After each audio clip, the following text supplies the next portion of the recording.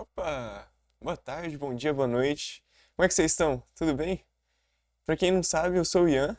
Eu sou professor de biologia no CAGE, que é um cursinho sem fins lucrativos aqui de São José dos Campos. E a gente já está na quarta aula hoje. Nas últimas aulas a gente viu citologia, principalmente as organelas que estão dentro da célula eucarionte, um pouco dos outros tipos de célula, procariontes também. E a gente viu também a questão bioenergética, de como que a gente adquire o nosso ATP e essa parte de respiração celular e também de fotossíntese. Nessa aula, a gente vai ver todos esses conteúdos unidos para conseguir reconhecer como é que as células eucariontes se dividem na mitose e na meiose. Então, bora para a aula? Nas últimas aulas, a gente viu principalmente como é que acaba que as organelas funcionam na rotina normal delas. Essa rotina normal que as células normalmente estão percorrendo, a gente chama de intérfase. Intérfase vem de interfase, é meio que entre as fases. E essa fase que ele quer dizer é a fase de divisão celular. E nessa intérfase, acaba que a célula só continua fazendo as funções dela e se multiplicando. Ela começa a crescer e começar a duplicar também as coisas que tem dentro dela. Quando ela chegar a certo tamanho e certa duplicação de todas as partes, todas as estruturas internas dela, ela começa o processo de mitose, em que ela vai conseguir se separar em outra célula idêntica e de uma célula originar outras duas que tecnicamente deveriam ser cópias idênticas, mas a gente vai ver que não necessariamente isso vai acontecer. Então, bora para os slides? Vamos dar uma olhadinha aqui. Então, como eu disse, essa intérfase é a fase em que a célula está funcionando normalmente, é meio que o padrão. E nessa fase, o DNA do núcleo da célula, ele vai estar meio solto. Então, imagina o DNA como se fosse várias fitinhas ali dentro do núcleo, e essas fitinhas elas podem estar tanto desamarradas, completamente liberadas assim quase, quanto todas amarradinhas como se fosse um crochê. Quando elas estão desamarradas, fica bem mais fácil da célula conseguir ler esse material genético, ler esse DNA, e fazer todo aquele processo que a gente viu de transformar a informação que está no DNA em uma informação para o RNA mensageiro e depois levar lá para os ribossomos para fazer as proteínas e fazer todo o funcionamento da célula. Mas se ele tiver todo empacotado, todo embolado, esse DNA não consegue ser lido. Então não há a replicação, não há a transformação dessa informação do DNA em proteínas no final das contas se ele tiver todo embolado. Por isso, na intérfase, em que tem esse funcionamento normal, acaba que a gente vê o DNA mais desempacotado. E esse estado desempacotado do DNA a gente chama de cromatina. Então, sempre quando você vai falar de cromatina, é um material genético que está todo igual espaguete, assim, tá todo ali solto no ambiente e pronto para fazer síntese proteica. Beleza, então aqui do lado a gente pode ver esse núcleo mais disperso. E nessas fotos que a gente vai ver de microscópio, o que está sendo feito é a gente colocar um corante que se liga no material genético e dá essa cor mais arroxeada. Então, se a gente não tivesse colocado corante, ia estar quase tudo transparente aqui. A gente sempre vai identificar seções específicas da célula colocando corantes que aderem a essas seções. É uma parte bem interessante que alguns vestibulares já chegaram a cobrar. Beleza. Então, indo agora para essa nova fase, essa divisão da célula, a gente tem dois tipos principais de divisão. A gente vai ter tanto a mitose, que é esse processo que eu falei, em que a gente vai ter a divisão de uma célula original em duas que a gente espera ser idênticas, mas a gente também vai ter a divisão chamada de meiose. Nessa divisão, a gente vai transformar uma célula em outras 4 células. E essas 4 células vão ser células sexuais. A gente vai chamar de gametas. No caso das plantas também tem a possibilidade de gerar esporos, mas vocês vão ver mais em botânica isso depois. É todo um outro mundo, assim. E esses gametas são, por exemplo, o espermatozoide e o óvulo. São essas células sexuais que depois vão se unir para conseguir formar o zigoto e depois esse zigoto se desenvolver em um indivíduo. Então vai ter uma leve diferença entre essas células sexuais e as células normais. A gente vai ver isso também. Então, voltando nessa parte da mitose, vamos lembrar que quando a gente está querendo dividir a célula, é porque a gente quer fazer hiperplasia. Então, a gente quer aumentar o número de células naquele tecido. A gente tem tanto hiperplasia, que é para a gente aumentar o número de células, quanto hipertrofia, que é para aumentar o volume delas. Então, quando um bebê está crescendo, por exemplo, a gente foca na hiperplasia, porque o bebê tem que aumentar o número de células porque tem menos células do que um ser adulto ainda. Agora, se a gente está querendo aumentar nosso músculo, por exemplo, que é uma célula que já não se divide mais, a gente quer fazer hipertrofia, que é realmente aumentar o volume das células musculares. Joia? Então tem essa leve diferençazinha entre você tentar aumentar o volume de um ser multicelular por divisão mitótica, ou se não, por só aumento mesmo do volume interno. Bacana. E a mitose, como a gente pode ver aqui, ela é chamada também de divisão equacional. Isso se dá porque a gente acaba com duas células iguais no final das contas. Enquanto na meiose, a gente tem a divisão reducional, porque a gente vai ver que a gente vai gerar células, a gente vai gerar os gametas, que eles vão ter metade do material genético de uma célula normal. Então vai estar reduzindo esse material genético. E agora pensa comigo rapidinho, por que será que ele só tem metade do material genético? Vocês lembram que para a gente conseguir ter a reprodução, a gente vai unir dois gametas para conseguir fazer o zigoto? Então, quando a gente une o espermatozoide e também une ali o óvulo, acaba que a gente soma metade do material genético do pai com metade do material genético da mãe para formar ali um indivíduo completo com o material genético normal, uma quantidade normal de material genético. Bacana. Então, bora seguir aqui para ver como é que é esse material genético nos humanos. Nos humanos, a gente tem 46 cromossomos. E esses 46 cromossomos, eles são divididos em pares. Esses pares, eles são como se fossem, digamos que, tipos. Então, quando a gente está falando de um cromossomo homólogo, são cromossomos que eles são parecidos nas funções que eles exercem. A gente vai ter um cromossomo que vai ter a informação genética para dar o formato do dedo do pé, por exemplo, e a gente vai ter um par homólogo que na mesma seção do cromossomo vai ter ali informação genética para dar essa mesma característica. Só que não necessariamente vai estar dando a mesma característica. Então, quando vocês veem em genética os alelos dominantes, recessivos, vocês vão estar falando desses cromossomos homólogos e dos genes ali que vão estar fazendo a expressão de alguma característica específica. Essa parte é meio confusa de entender, mas com a repetição vai ficando mais claro. Então, além de a gente ter 46 cromossomos e eles estarem organizados em pares, a gente vai ter um desses pares que é o par de cromossomos sexuais. Eles não são necessariamente homólogos, então a gente vai ter aqui o cromossomo X e o Y. Vocês já devem ter ouvido falar que para a gente conseguir ter o surgimento de um ser do sexo biológico feminino, a gente precisa ter XX, e do sexo biológico masculino, a gente precisa ter XY. Então, dá pra ver também, ó, o X ele é maiorzão e o Y é menorzinho. Quando a gente for analisar, vai dar pra perceber que tem alguns genes do X que não vão estar presentes no Y, e o Y também vai ter genes que não vão estar presentes no X. Então eles não são homólogos, eles não carregam o mesmo tipo de característica necessariamente. Beleza. E nessa questão de estar organizado em pares, a gente pode ter alguns problemas genéticos associados a ter mais de um par ali daquele cromossomo ou menos de um par.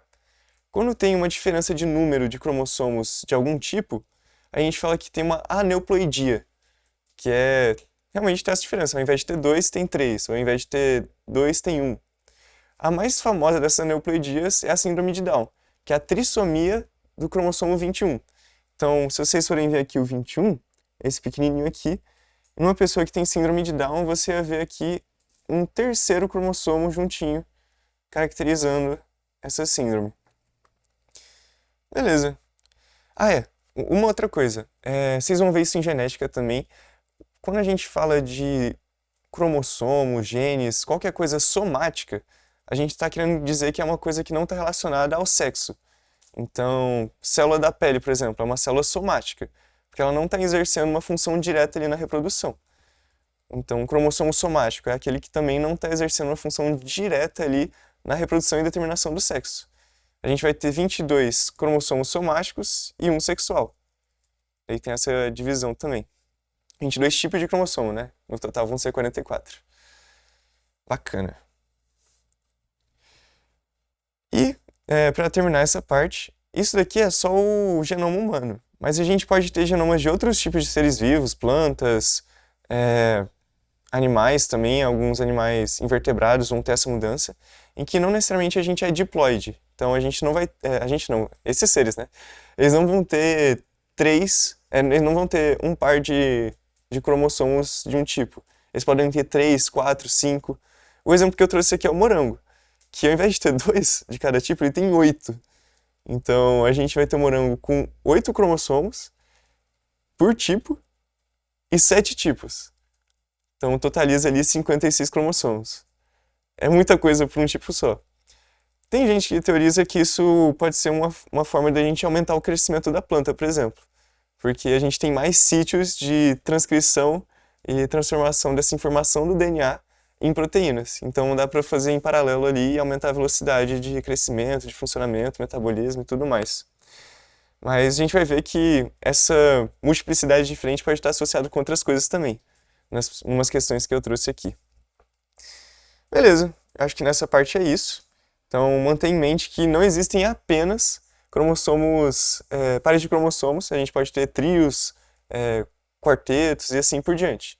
Mas isso aí vai ser em outras espécies. Quando a gente tem um tipo de cromossomo que não tem 2, tem 3, 1, por exemplo, aí a gente vai estar falando de aneuploidia, no caso dos humanos. Beleza? Joia! Bora aqui então para fazer umas questõezinhas. Essa daqui, eu acho que é bacana a gente deixar para depois, que vai associar esse conteúdo que eu falei agora e também o da meiose que a gente vai ver em diante. Então, vamos passar para essa daqui, que é super interessante. Ó, vamos passar primeiro aqui para o enunciado da questão na parte do comando, para a gente entender do que ela quer que a gente, que informação ele está querendo da gente, e depois a gente passa para o resto da questão para tentar extrair essa informação. Então aqui, entre mulheres heterozigotas para doenças determinadas por genes recessivos ligados ao sexo, essa inativação tem como consequência a ocorrência de... Ok, então ele está falando de um grupo das mulheres heterozigotas, em que, se vocês forem pegar da genética, heterozigoto significa que a gente vai ter no par de cromossomo um gene de um tipo, um gene dando uma característica A em um dos cromossomos, e no outro cromossomo, outro gene dando uma característica B diferente. Então, vai ser heterozigota porque vai ter hétero de diferentes tipos de características expressas em cada um dos cromossomos. Não vai ser a mesma característica que está sendo expressa nos dois. Então, por exemplo, eu vou ter em um dos cromossomos o gene que dá a cor de olho azul, e no outro eu vou ter o gene que dá a cor de olho marrom. Nesse caso, eu seria heterozigoto. Então, quando a gente fala de mulheres heterozigotas, são aquelas que têm um gene para uma coisa, o outro para outra, nos cromossomos homólogos. Entre mulheres heterozigotas para doenças determinadas por genes recessivos, ou seja, é um gene que ele não vai estar sendo expresso na presença de outro gene dominante, ligado ao sexo. Opa, ligado ao sexo. Se é ligado ao sexo, não é somático. Ou seja, vai estar ali ou no cromossomo X ou no Y. Quando a gente está falando de mulheres que não têm o cromossomo Y, a gente está falando de um gene do cromossomo X. Perfeito. Essa inativação tem como consequência a ocorrência de. Então ele quer saber da inativação de genes. Joia. Bora então para o resto da questão. Na figura está representado um mosaico em função da inativação aleatória de um dos cromossomos X, que ocorre em todas as mulheres sem alterações patológicas. Isso é uma coisa muito interessante. Vem pra cá.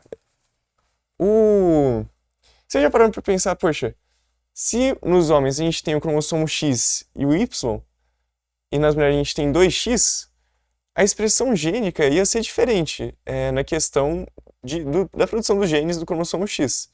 Porque nas mulheres a gente teria esse gene expresso 2 vezes. Então as características seriam mais fortes ali. Tal qual, por exemplo, tem a teoria de que morango tem mais gene para aumentar a produção de proteínas ligadas ali a cada cromossomo.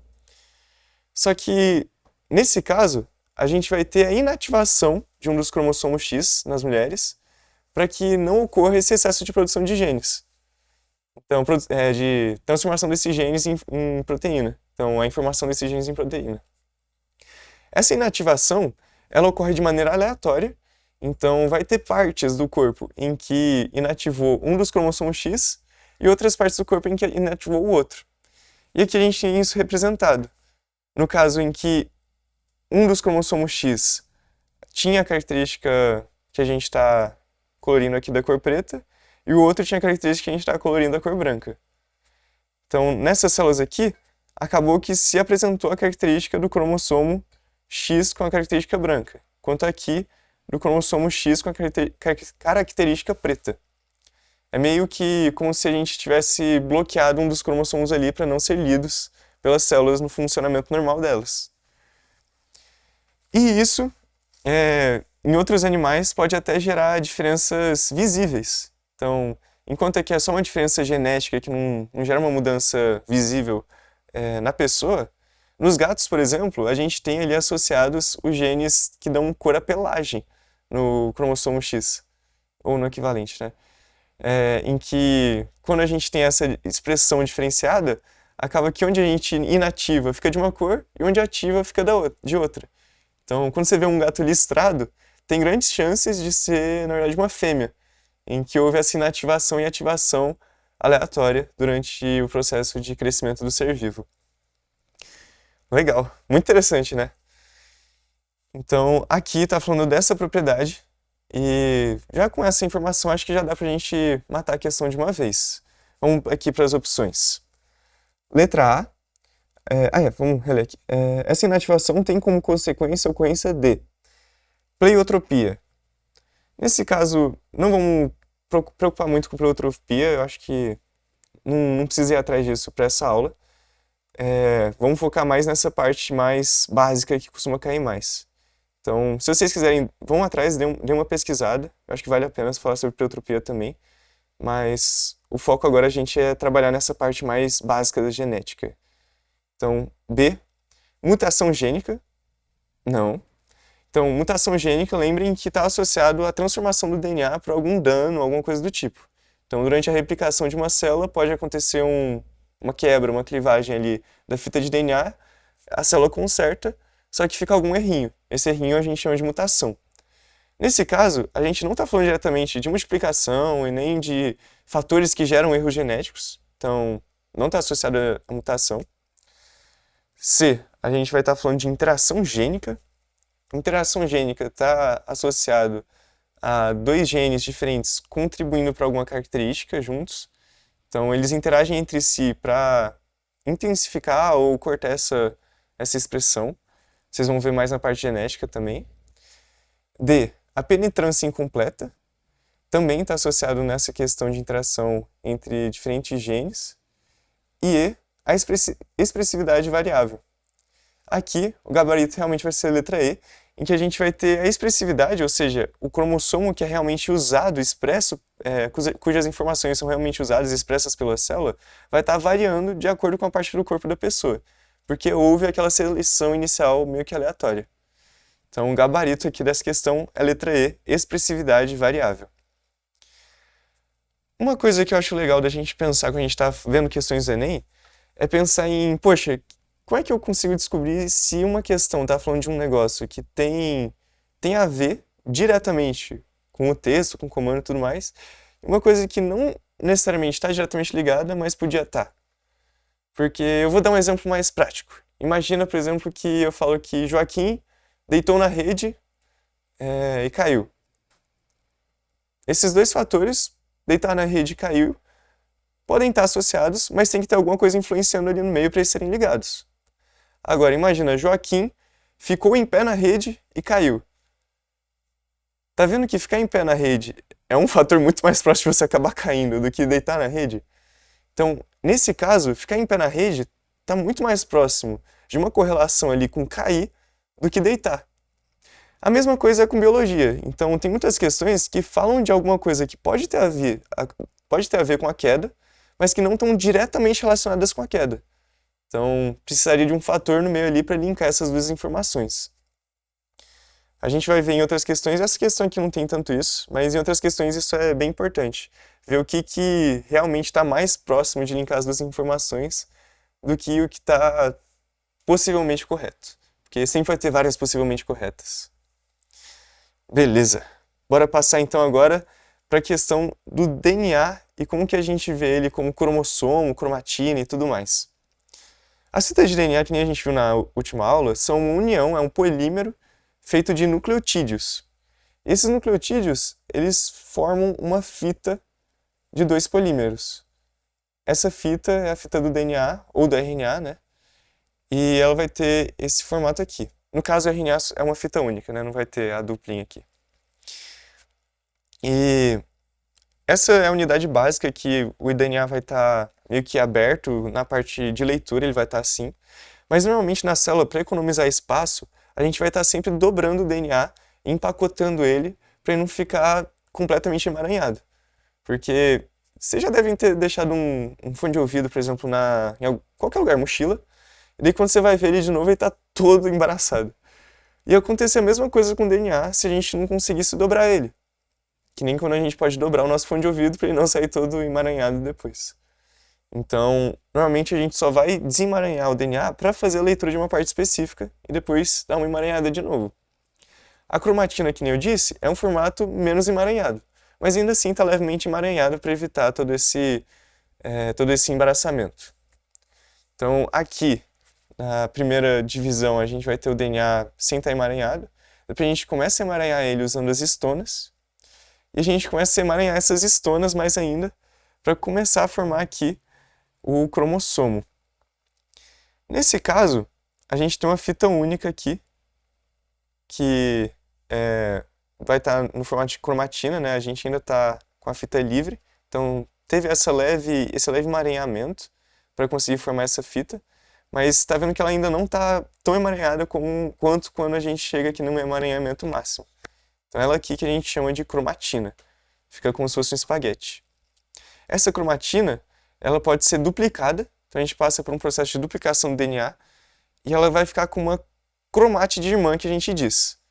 Então, quando a gente tem esse DNA da cromatina e ele é duplicado, ele acaba ganhando uma cromátide irmã. E quando ele já ganha essa cromátide irmã, ele já parte para o processo ali de realmente começar a mitose, começar todo esse processo de duplicação, para depois separar esse DNA duplicado e mandar ele para outra célula para a gente conseguir ter a formação de duas células novas a partir da antiga. Então aqui, essa fita zona de DNA, ela é duplicada e unida nessa unidade aqui que a gente chama de centrômero. Beleza? São vários nomes assim, mas Enem não costuma ser muito pesado quanto a nome. Quando ele manda um nome assim na questão, ele costuma explicar. Especialmente centrômero, essa parte mais específica. Mas é só para vocês saberem, se ele falar de centrômero ali no meio, vocês já lembram que está falando dessa questão de duplicação do DNA e movimentação dele dentro da célula. Beleza. Então, quando a gente tem o início da mitose e esse DNA da cromatina é condensado, a gente diz que ele vira um cromossomo. Então, tem essa diferenciação em que a cromatina ela está lá toda jogada, que nem um macarrão, e o cromossomo ela está toda enrolada, como se fosse um crochê. Top! Nesse textinho aqui tem a enumeração certinho, se vocês quiserem transcrever, dá uma pausada no vídeo aí e já faz esse processo aí pro caderno. Beleza. Agora vamos para uma parte que é bem interessante para análise da mitose, da meiose, e que é bem cobrada em Paulista, esse tipo de coisa, mas no Enem não necessariamente é diretamente.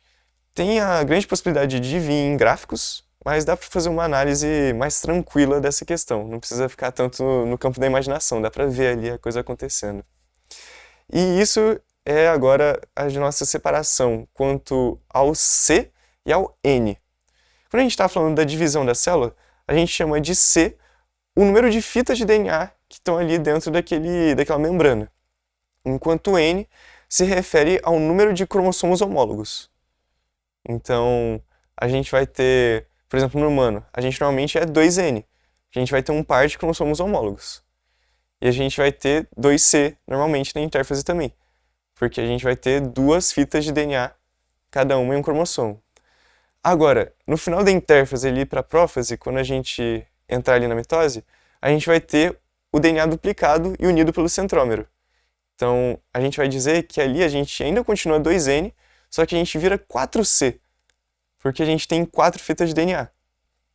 E daí a gente só vai virar 2C de novo quando finalizar a mitose e separar essas células. Joia? Então, olhando aqui mais de perto, não fiquem com medo porque tem matemática envolvida, assim, é bem simples. É só quando a gente está falando de humano, por exemplo, a gente fala que nós somos 2N igual a 46, que a gente tem pares de cromossomos e a gente tem 46 cromossomos total. E se vocês resolverem a equação, vocês vão descobrir que N igual a 23, que são os tipos de cromossomo. Nesse caso, a gente não está contando a diferença entre os cromossomos sexuais, mas releva, a gente só considera que são os tipos gerais, assim. Beleza. Como eu já falei para vocês, a gente vai ter cromossomos homólogos que vão estar carregando essas características similares. E aqui falando de novo do caso do morango, a gente vai ter 8 cromossomos homólogos, só que separados em 7 tipos diferentes. Beleza. Bora partir então agora para o centríolo. Essa é uma organela que eu deixei para falar dela agora, porque ela tem tudo a ver com a divisão celular. Então, ela é uma organela presente principalmente nos animais e entra ali também algas e as primeiras plantas, então briófitas e pteridófitas, mas a gente não vai ter ele nas plantas superiores, então não vai ter nas gimnospermas e angiospermas. Isso acontece porque lá elas vão fazer um processo diferente que eu vou falar agora. Então, depois que eu explicar, eu vou falar para vocês como é que funciona. Top! O centríolo, ele é uma organela que está focada ali em arquitetar a tubulina, que é uma proteína especial de estrutura da célula. É nela que a gente vai ter o transporte de organelas pelo nosso citoplasma. A gente vai ter ali também a coordenação de todo o conjunto ali de cromossomos durante a divisão celular. E toda essa orquestra de tubulina funcionando ali como se fossem vias de transporte do nosso corpo, das nossas células, vai ser o centríolo que vai estar controlando. Então, aqui a gente pode ver a tubulina, ela é uma união de várias proteínas que formam no final uma grande proteína de transporte. E é em cima dela que vai andar a citosina. Ai, gente. Cinetisina. Nossa, deu. Eu não tô conseguindo falar o nome. Enfim. Ok. Se vocês voltarem na última aula, vocês vão ver a cinesi. Gente, como é que eu não tô conseguindo? Tá faltando dicção pra mim. Mas a cinesina, aí. Vocês vão ver a cinesina, que é aquela célula, aquela proteína que consegue dar os passinhos, vocês lembram? Que a gente viu na última aula? Ela fica andando assim, toda cheia de marra, assim. E ela anda sobre as tubulinas que estão fazendo ali os microtúbulos dentro da nossa célula. Então, a gente consegue ter o transporte ali, através dessas proteínas, de várias coisas, desde organelas até várias vesículas que carregam nutrientes e tudo mais. Então, é aqui que elas andam e vai ser a via principal de transporte de grandes coisas pela célula. Agora, a tubulina, ela não está funcionando sozinha ali para a produção do citoesqueleto, que é o esqueleto da célula. A gente vai ter a atuação também de outra proteína que a gente conhece como actina. Se vocês lembram do estudo de músculos, vocês devem lembrar que ela aparece junto com a miosina para fazer o funcionamento muscular. A gente vai ver mais um pouco para frente, eu vou passar por isso quando a gente estiver falando de sistemas. Mas a actina é também uma proteína que gera estrutura e ela vai estar mais ligada na parte da estrutura externa. Então, é ela que vai regular o formato externo da célula e como é que elas interagem com o ambiente. Se vocês forem ver amebas, por exemplo, que são células eucariontes de vida livre, vocês vão ver que elas estendem tentáculos assim em volta para conseguir se movimentarem. Esses tentáculos eles são estendidos pela ação da actina. Então, ela tem toda uma ação de modelagem da membrana plasmática ali e de movimentação das células. Então, elas estão aqui externamente nessa estruturação. Quando se vocês forem ver os microtúbulos, eles são muito mais pilares e vias de transporte principais ali de organelas e de nutrientes. Agora, só para fixar um pouco mais essa questão da actina, bora fazer essa questãozinha aqui, que fala justamente sobre a atuação de uma droga assim que vai inibir a produção dessa actina. Então, bora passar aqui 2.28. A ação de uma nova droga antitumoral sobre o citoesqueleto foi investigada. O pesquisador comparou o efeito da droga na velocidade de deslocamento celular e na integridade de filamentos do córtex celular e de flagelos, conforme apresentado na figura. Aqui, a gente pode ver que nessa droga antitumoral que atua aqui sobre o citoesqueleto, a gente teve a modificação da membrana plasmática das células, em que ela ficou toda como se fosse cheia de bolinhas, assim, toda flácida. E aqui também, de novo, se a gente olhar aqui, essa droga deixou a membrana toda flácida, mas não mudou em nada o flagelo.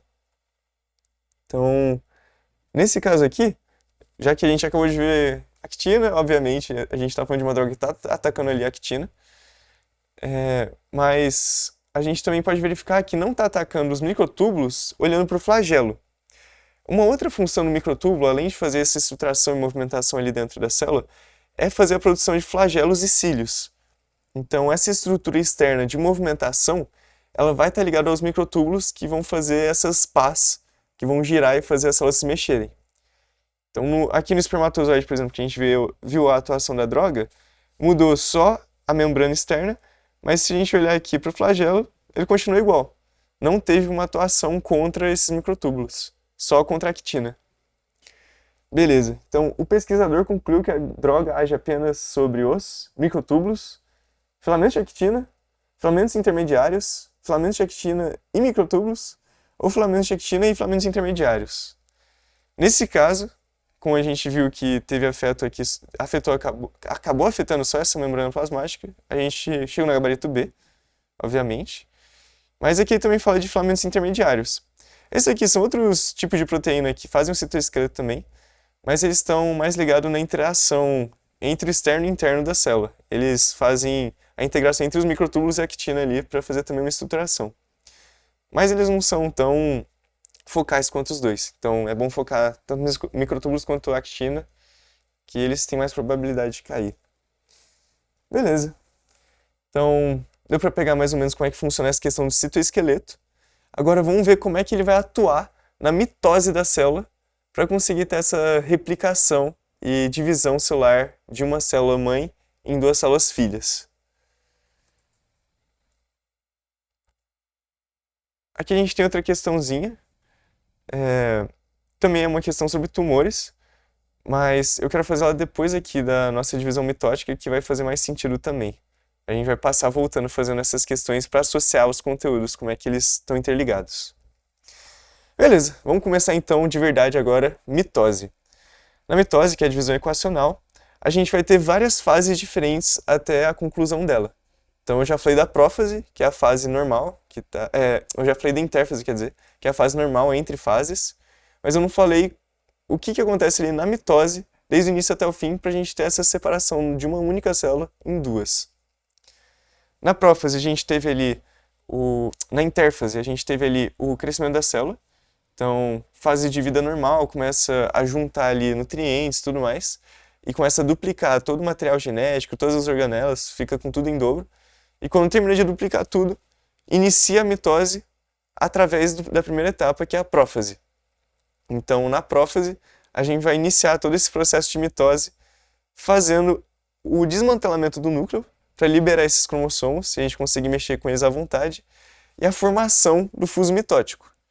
O fuso mitótico, que nem a gente viu anteriormente, nessa foto, ele é um conjunto aqui de tubulinas que vão estar sendo organizadas por dois centríolos, cada um de um lado da célula. A gente vai chamar esses lados da célula de polos. Então, eles chegam nos polos da célula e começam a fazer toda uma estrutura ali, como se fosse uma gaiola de pássaros, assim, que vai estruturar os cromossomos e também vai ajudar no transporte das organelas de um lado para o outro. Então aqui a gente pode ver essa estrutura mais claramente. Beleza. Bora ver então, um por um agora, na mitose. A prófase, que nem eu disse, a gente vai ter a formação desse fuso mitótico. Então, aqui a gente tinha os centríolos no lugar normal deles, fazendo essa comunicação da célula. Eles vão se movimentar cada um para um polo, e lá eles vão estender essas tubulinas para conseguir fazer esse fuso mitótico e iniciar a mitose. Tem essa fase intermediária, que é a prometáfase, mas não costuma cair em vestibular, então esquece que ela está aqui. E da prófase a gente vai ter então o desfazer, o desmantelamento aqui do núcleo, vai desmantelar essa parede celular interna e vai permitir essa membrana celular interna e vai permitir com que a gente manipule aqui os cromossomos até chegar na metáfase.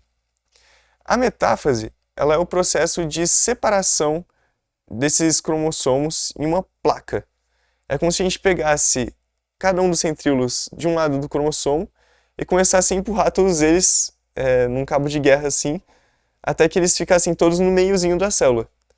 E chegando no meio da célula, a gente vai começar a puxar esses cromossomos até separar eles. Vocês lembram que a gente teve a multiplicação, a gente duplicou o DNA ali na cromatina para ter duas fitas, duas cromátides irmãs? Essas cromátides elas são idênticas, tecnicamente, não aconteceu nenhuma mutação. E a gente vai querer separar cada uma delas para um dos lados da célula, para depois serem separadas cada uma em uma célula nova. Essa separação ela vai iniciar no final da metáfase ali, entrando na anáfase, em que a gente vai separar essas duas fitas, cada uma para um lado, e essas fitas separadas elas vão sendo puxadas e depois vai acontecendo em si a separação da membrana das células, que é no processo da telófase, a reformulação do núcleo e a efetivação dessa separação, que é a citocinese. Então essas são as fases rapidinho, mas vamos ver o que acontece de especial em cada uma. Vocês lembram que eu falei que a gente tem a transformação da cromatina em cromossomo também? Todo esse processo de condensação do DNA, ele começa na prófase, então a gente já começa ali a pegar esse DNA e enrolar ele mais e mais ainda, fazendo esse novelo. Mas ele só termina de novelar, fica na concentração máxima quando a gente chega na metáfase, que é essa parte em que a gente coloca esse polo equatorial, essa placa equatorial de cromossomos ali na célula para depois serem separados. E nesse novelamento máximo, a gente consegue tacar corante para conseguir ver o melhor possível ali cada um dos cromossomos separadinhos. Porque como eles vão estar no novelamento máximo, eles vão estar condensados. É como se a gente pegasse um barbante solto e tentasse olhar ele ali de uma distância, sei lá, de 100 metros.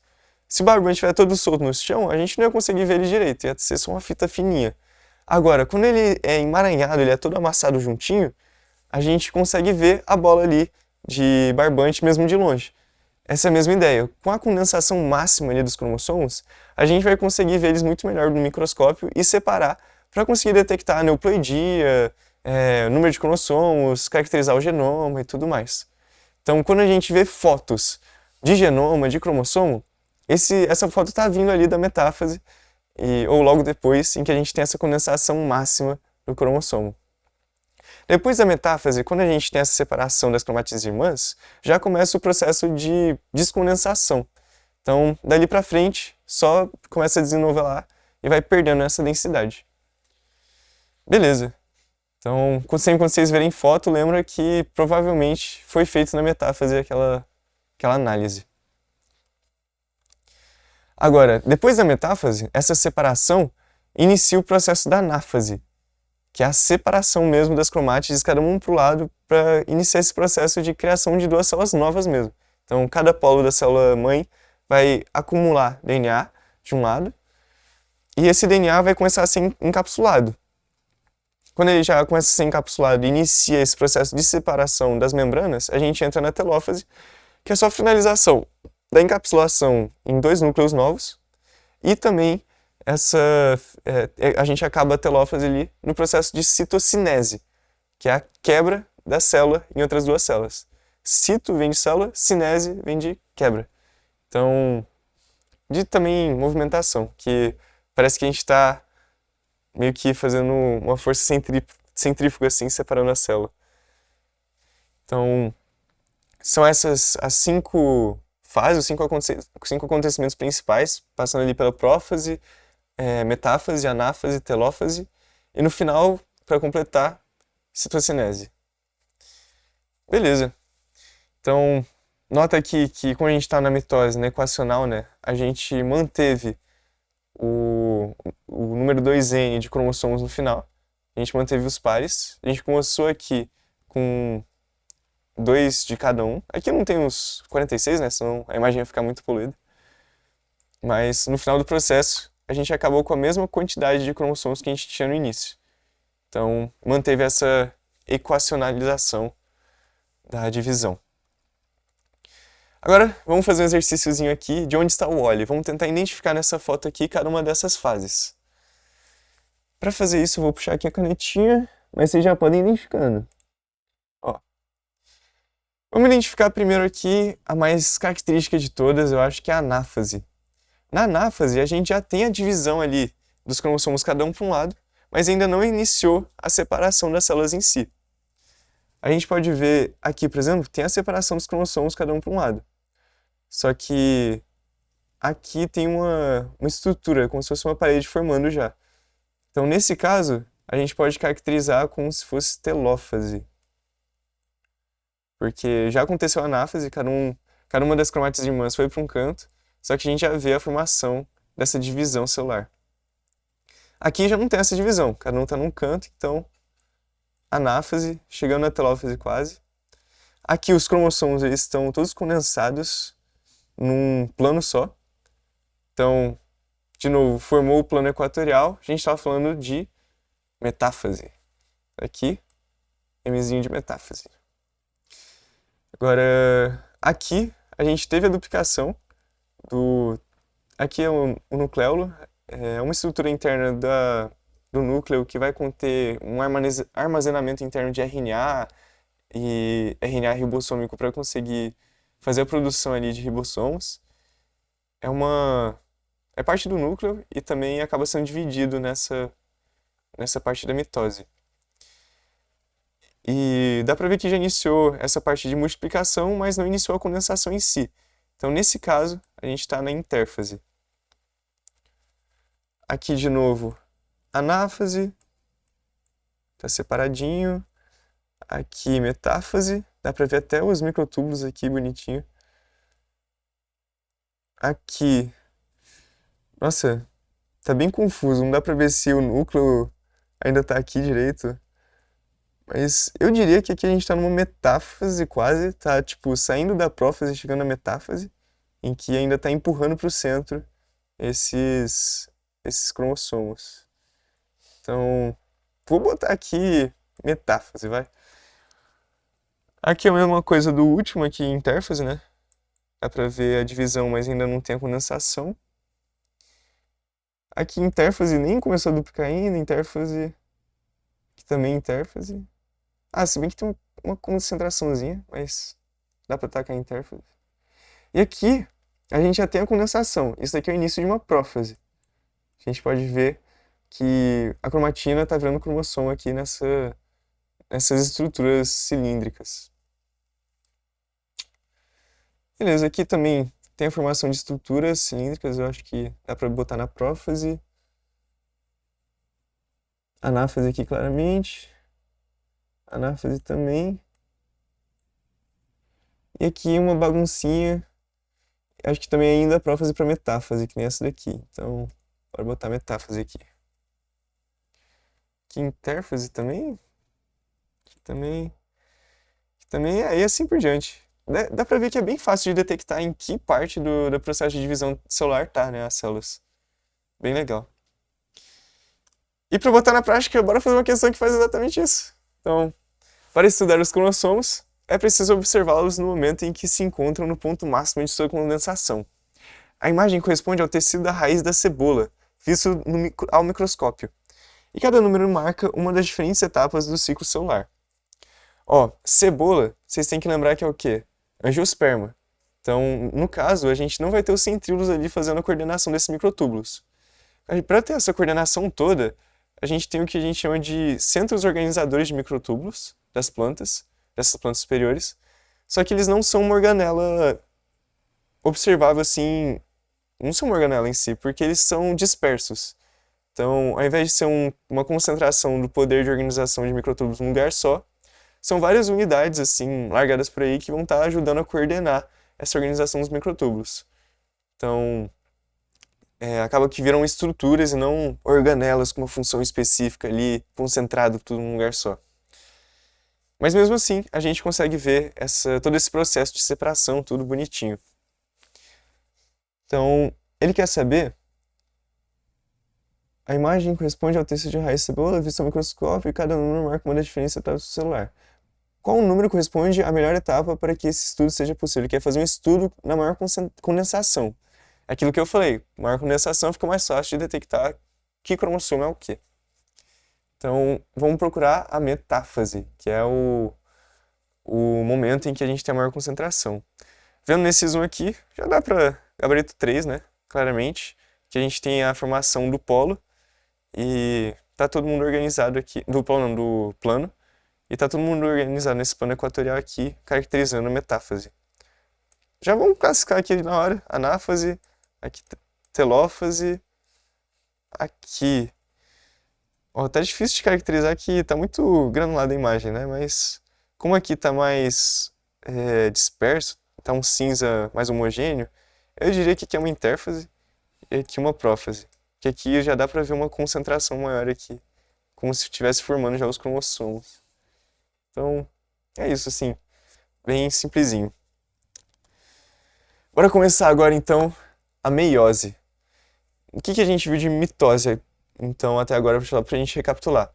Na mitose, a gente viu que a gente vai ter a divisão de uma célula-mãe em duas células filhas, que devem ser completamente idênticas. Então, a gente começou com uma célula-mãe que vai ter pares de cromossomos, a gente termina com células filhas que também vão ter pares de cromossomos. E, idealmente, vão ter também as mesmas características. Então, na célula filha A, vai ter 23 cromossomos geneticamente idênticas à célula-mãe e na célula B também. Só que nesse meio pode acabar acontecendo mudanças que vão mudar tudo isso e tudo mais.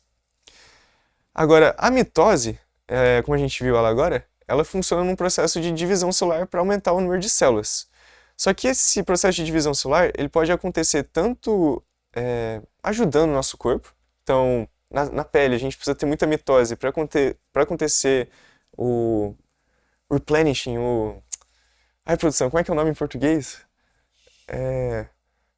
O reflorestamento das células. Vai ter o replenish, vai aumentar de novo o número de células, vai substituir, vai complementar ali. Então a gente está perdendo célula celular toda hora do tecido epitelial e a gente precisa restabelecer essa quantidade de células através da mitose. Ali a gente precisa de mitose acontecendo toda hora. Só que tem lugares que a gente não precisa de uma mitose tão rápida e que pode acontecer mutações que vão fazer com que comece a fazer mitose sem parar. Quando esse processo de fazer mitose sem parar ser efetiva, a gente fala que começa um processo de câncer ali também. Porque o câncer é uma mutação, é o resultado de uma mutação que faz com que as células comecem a se replicar sem parar, sem ter um controle do nosso corpo. Ele pode ser tanto benigno, quando ele só fica naquele lugar e não afeta muito o funcionamento do corpo, mas ele pode se tornar maligno quando ele consegue novas características que permitem com que ele sofra metástase e comece a circular pelo corpo inteiro. Então, a gente tem que evitar que essa mitose excessiva aconteça no caso de câncer, para não ter a progressão do câncer, a metástase e o alastramento desse câncer pelo corpo inteiro. E para fazer o impedimento dessa mitose, a gente consegue atacar ela em vários pontos diferentes, para evitar com que ela aconteça. A gente já viu que a mitose está separada em várias etapas, mas tem uma etapa em específico que a gente costuma atacar para conseguir acabar com para conseguir inibir a mitose e fazer com que as células parem de se multiplicar e auxiliar no processo de cura do câncer. Agora, pensa comigo, a gente está fazendo as células do nosso corpo parem de se multiplicar para conseguir ajudar a combater o câncer. Isso, de certo modo, não é bom, porque a gente precisa ter as nossas células se replicando para ter a recuperação dos tecidos, ter essa recuperação, é verdade, recuperação, replenish, do tecido epitelial, por exemplo. E se a gente não tem a mitose acontecendo, não vai ter recuperação. Isso gera efeitos como a queda de cabelos. Então, quando você vê uma pessoa no tratamento de quimiossíntese, um dos motivos para ela perder o cabelo é porque ela está tomando ali um inibidor de mitose que vai impedir com que a gente tenha o crescimento de de pelos e tudo mais. Então, acaba que quando a gente está falando de câncer, a gente está falando também de mitose excessiva e o método de tratamento está associado também em impedir essa mitose excessiva de acontecer. Agora que a gente sabe disso, bora voltar naquela questão que eu falei que a gente ia pular e ver sobre o que ela fala. Que um dos fármacos usados como quimioterápico contra o câncer é a colchicina. Colchicine. Ela age como um bloqueador da divisão celular, intervindo na polimerização dos microtúbulos formados das fibras do fuso acromático, inibindo assim o crescimento do tumor. Olha só, então a colchicina ela atua como um bloqueador da divisão celular, intervindo na polimerização dos microtúbulos. E onde é que os microtúbulos atuam? Exatamente, na coordenação ali dos cromossomos e na formação do fuso mitótico. Então a gente vai estar impedindo com que a gente chegue ali na metáfase e haja a separação das cromátides. Então a colchicina age no tratamento do câncer, pois inibe a atividade das mitocôndrias, diminuindo a produção de ATP. Nada a ver. Mitocôndria ali, ela funciona independente do esqueleto, não tem uma correlação direta, que nem aquilo que eu falei. Então pode ter até, sei lá, sem o citoesqueleto vai ficar mais difícil o transporte de nutrientes até a mitocôndria. Mas está vendo que eu tive que adicionar um passo a mais para chegar nessa correlação? Então A já dá para descartar. B. Bloqueia a síntese proteica, o que impede a polimerização dos microtúbulos. Ok. Isso poderia ser uma forma de acabar impedindo a polimerização dos microtúbulos, evitando que existam as unidades básicas dos microtúbulos que a gente viu anteriormente, né? Impedindo que elas sejam sintetizadas. Mas, nesse caso, quando a gente olhar aqui que ela age intervindo na polimerização dos microtúbulos, se ela acabar impedindo a síntese proteica, ela vai sim impedir a polimerização dos microtúbulos, mas ela vai também impedir a síntese proteica no geral. Então, isso daqui é meio estranho se você parar para pensar no funcionamento de uma pessoa. Porque se você parar de sintetizar todo tipo de proteína, você não vai ter mais quase nada funcionando. As células vão perder praticamente todas as funções delas relacionadas com excreção e tudo mais. Então, pode ser, é uma forma de você acabar impedindo a polimerização, mas tá perigoso, né? Então, C. Impede a polimerização do fuso, que promove a condensação da cromatina nuclear. Ok, perfeito. Essa aqui já relaciona com tudo que a gente falou, de ter realmente a gente impedir com que forme esse fuso e chegar ali na metáfase e tudo. Então, já dá pra ver que esse é o gabarito. Letra D. Causa despolimerização de proteína do fuso, impedindo a separação das células filhas no final da mitose.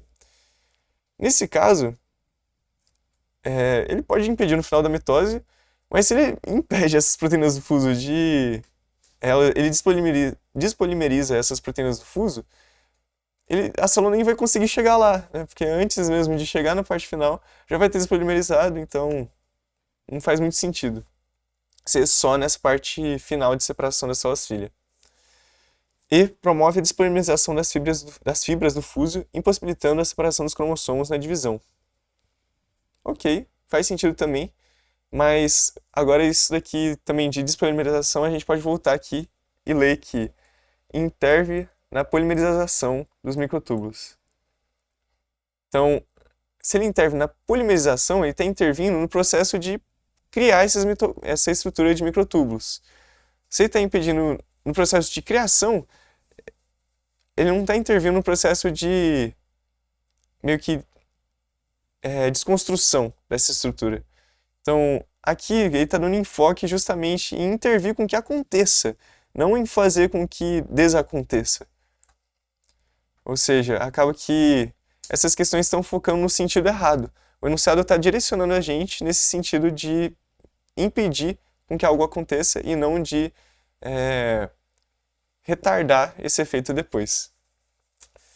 Beleza.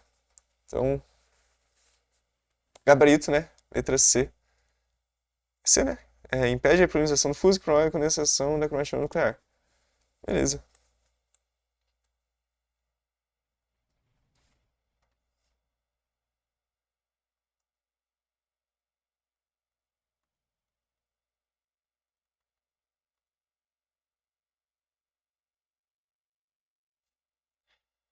Bora então agora, a gente vai entrar na parte de meiose.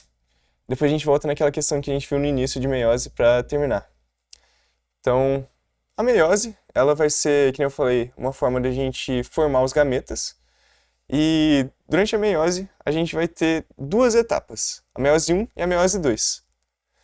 Essa divisão celular que acontece em duas etapas, ela é feita para a gente conseguir separar os cromossomos homólogos, cada um para um canto. E também a gente vai ter outras características únicas da meiose que acontecem uma na meiose 2 e uma na meiose 1. Bora ver separado cada uma dessas características e depois a gente vai fazer uma análise aqui da distribuição de DNA e de cromossomos naquele esquema de C e N que eu tinha falado anteriormente. Então, na intérfase aqui, a gente estava normal, com quantidade normal de cromossomos, duplicou tudo e começou a meiose. A meiose 1 ela vai estar separada em prófase, metáfase, anáfase e telófase também, mas na prófase 1 a gente vai ter uma coisa especial que está acontecendo bem aqui. Se vocês fecharem bem o olho, vocês vão conseguir ver. Isso daqui a gente chama de crossing over. É um processo em que os cromossomos eles batem uma perna no outro e trocam de perna.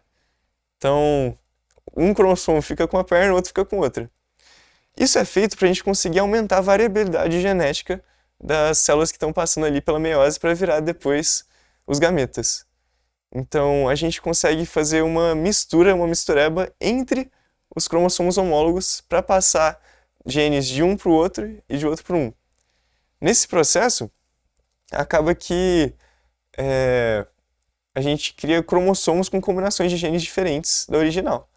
Então, é uma vantagem da perspectiva de variabilidade genética e isso aumenta a possibilidade da espécie conseguir se adaptar melhor a qualquer ambiente.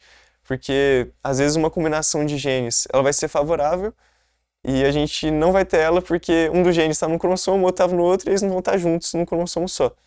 Que seria necessário para conseguir ter essa característica vantajosa no final das contas. Então, o crossing over está aí nesse processo para auxiliar nessa variabilidade genética. E o outro processo que a gente tem aqui na meiose 2 é essa separação das cromátides irmãs.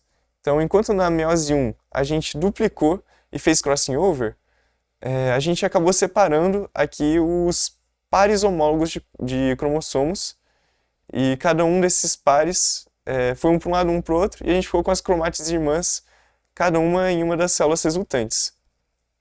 Isso daqui faz com que a gente parta de uma célula 2N, né, que a gente tinha aqui, com pares de cromossomos homólogos, para uma célula N, aqui no final da telófase, em que a gente vai ter só um cromossomo de cada tipo. Então aqui a gente vai ter uma célula N já. Partindo aqui para o próximo, na meiose 2, a gente vai ver que essa célula N ela vai separar as cromátides irmãs e mandar cada uma delas para uma célula final, que também vai continuar sendo N. A gente vai ter só um cromossomo de cada tipo. Então, no final das contas, a gente parte de uma célula original 2N, que vai sofrer meiose 1, virando duas células filhas N, mas com cromátides irmãs. Então, está duplicado junto aqui ainda. E na meiose 2, a gente tem a separação dessas cromátides irmãs, fazendo com que a gente chegue em 4 células filhas N no final das contas. É um processo um pouco mais complexo, que é feito justamente para a gente conseguir ter essa formação de células N e também do crossing over aqui, aumentando essa variabilidade genética. Perfeito. A gente viu na questão de N, que é o número de cromossomos por tipo, mas a gente também pode olhar para o número de fitas de DNA. Então, na intérfase, a gente estava ali com 2C. Então, a gente tinha duas fitas de DNA, a gente tinha uma para cada cromossomo homólogo, que foi duplicado e virou 4C no final da intérfase. E continuou 4C até chegar no final aqui da meiose 1. No final da meiose 1, a gente separou as cromátides irmãs, cada um para um lado, e acabou ficando com 2C de novo. no final. Então aqui é N e é 2C. Passando mais à frente, a gente chega aqui na separação das cromátides irmãs e no final a gente acaba com uma fita só para cada tipo de cromossomo. Então a gente fica aqui com um C. Então, quando depois a gente pegar um gameta masculino, um espermatozoide, que é um N e um C, e juntar com um óvulo e ficar, que também é um N e um C, a gente junta e fica 2N e 2C, que é uma célula normal aqui, vai formar o zigoto, que depois vai se multiplicar para conseguir formar o ser pluricelular mesmo. Beleza. Essa parte é um pouco chata de visualizar. Eu recomendo vocês pausarem e retomar um pouco, tentar fazer esse processo, essa nomenclatura de N, 2N, assim, sozinhos, para conseguir visualizar para onde que está indo cada fita, o que são cromátides irmãs ali, o que não são, o que são cromossomos homólogos e assim por diante. Beleza? Top. Aqui tem uma imagem mais limpa, que vocês podem pausar e tentarem fazer esse preenchimento. E aqui a gente tem um crossing over exemplificado maiorzão. A gente pode ver esse processo de troca de perninhas, em que cada um dos cromossomos fica com parte do gene do outro. Isso daqui acaba que gera essa variabilidade, a gente fica com um cromossomo diferenciado aqui, vai ter as características únicas. E a gente tem uma questão que, isso daqui para quem for fazer paulistas também depois é bem interessante de ver, que é a chance da gente acabar tendo genes passando de um lado para o outro do crossing over. Isso aqui caiu no Enem em 2019, foi uma questão difícil que eu caracterizo, porque é bem difícil de visualizar essa questão, mas com essa imagem do lado aqui vai ficar fácil de entender. Então, com base nessa questão aqui, a gente quer saber o motivo, né? Hoje sabe-se que isso nem sempre é verdade, por quê? Mas sabe o que não é sempre verdade? Por que o quê? Então, não dá para entender só aqui pelo comando. Bora pro enunciado em si para eu conseguir entender o que ele está querendo dizer. Beleza. Com base nos experimentos de plantas de Mendel, foram estabelecidos 3 princípios básicos que são conhecidos como leis da uniformidade, segregação e distribuição independente. A lei da distribuição independente refere-se ao fato de que os membros de pares diferentes de genes segregam-se independentemente uns dos outros para a prole. Ok, isso aqui está se referindo à questão de, por exemplo, a gente tem na meiose a separação das cromátides irmãs, cada uma para um lado, e também da separação dos cromossomos homólogos, cada um para um lado. E isso acontece levando todos os genes que estão ali nesse cromossomo junto. Então, disse que se um gene ele trata ali de uma característica e o seu gene homólogo ali no outro cromossomo também, eles vão cada um para um lado e vão gerar gametas com uma unidade desse gene só. Isso que é a segregação que ele está falando. Só que, no caso de Mendel, ele não sabia que o crossing over existia e considerava que você sempre ia acabar com só um desses genes para cada um dos lados. Só que a gente pode ter isso não sendo verdade, no caso em que acontece o crossing over e a gente tem a troca de genes de uma das cromátides irmãs, de um dos cromossomos, para o outro cromossomo homólogo, com a outra cromática irmã, fazendo esse crossing over e transferência de genes. Então, vamos ler essas questões aqui para tentar entender um pouco melhor. Essa segregação independente não é sempre verdade hoje em dia, porque a distribuição depende do caráter de dominância ou recessividade do gene. Não necessariamente. Lembra que essa questão de dominância e recessividade está ligada só na expressão do gene, não na segregação e na mitose e meiose. Pode ser que seja lá um gene que está relacionado à regulação da mitose e meiose. Só que daí já é uma extrapolação muito grande, que nem eu falei, não dá para associar diretamente essas duas informações. B. Os organismos nem sempre herdam cada um dos genes de cada um dos genitores. Ok, isso pode ser verdade. A gente não tem necessariamente a herança de um gene de cada genitor. Pode ter a aneuploidia e tudo mais. Então, ok, tá viável. C. As alterações cromossômicas podem levar à falha na segregação durante a meiose. Ok, também está ligado nessa parte, tá razoável. Os genes localizados fisicamente próximos no mesmo cromossomo tendem a ser herdados juntos. Ó, essa daqui é fortíssima, que a gente está falando tanto dessa parte de segregação, quanto está falando o contrário a independente. Então, enquanto aqui no texto a gente fala de independente e ele pede um exemplo contrário em que isso não é verdade, a gente traz nessa questão aqui a visão de que tem a herança junta, então não independente. É uma herança dependente. Como a gente está fazendo oposição, que nem ele pede, essa questão aqui já se torna bem mais forte, só por esse herdado juntos aqui no final. D. Então, os genes localizados fisicamente próximos no mesmo cromossomo tendem a ser herdados juntos. Isso acontece por conta do crossing over. Então, imagina aqui que vai acontecer o crossing over em algum momento e vai ter essa troca em que essa faixa laranja vai para esse cromossomo, essa cromátide azul, e a gente teve a troca de um Czão para um Czinho, de um Szão para Szinho. Tá vendo que o crossing over ele pode acontecer em toda essa área aqui para possibilitar essa troca? Então, a chance dele bater e fazer essa troca é proporcional a essa linha, assim, essa área que ele poderia ter batido para trocar. Então, é até que grande essa chance quando a gente for falar do crossing over. Agora, imagina que a gente tem a possibilidade também de ter o crossing over acontecendo tacando o Szão dessa cromátide para outra e o Szinho dessa cromátide para outra. Para isso acontecer, ia ter que ter o crossing over nessa área aqui. Tá vendo que ela é muito menor? Então isso ocasiona com que a chance de que bata e aconteça essa troca seja bem menor também. Então, quando a gente tem genes mais próximos, essa é uma chance menor de acabar batendo e trocando de um lado para o outro.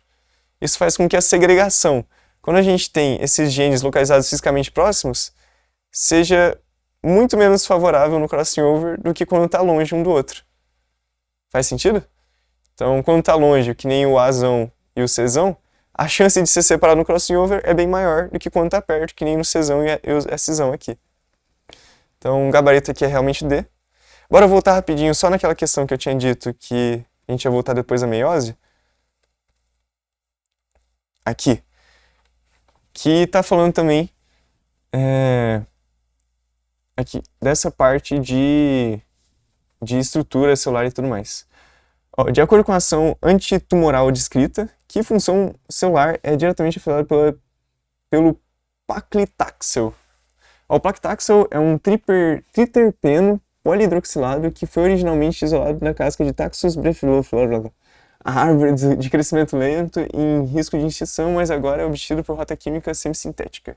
Esse fármaco é utilizado como agente quimioterápico no tratamento de tumores de ovário, mama e pulmão. Seu mecanismo de ação antitumoral envolve sua ligação à tubulina interferindo com a função dos microtúbulos.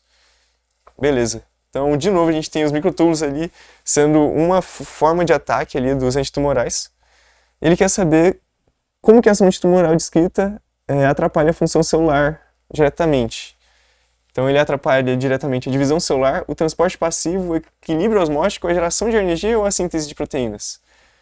Ó, obviamente divisão celular está alinhado com tudo que a gente está falando. E transporte passivo está relacionado com a membrana, não necessariamente. A gente falou na última aula que está ali, não está diretamente ligado ali com o citoesqueleto. Equilíbrio osmótico também membrana, não está relacionado. Geração de energia, mitocôndria, cloroplasto também não está relacionado.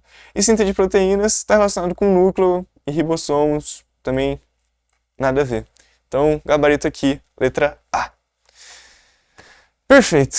Nessa aula a gente viu uma ampla faixa ali de diferentes formas de divisão celular. A gente viu a meiose, mitose e uma ampla faixa de aplicações dessas divisões celulares.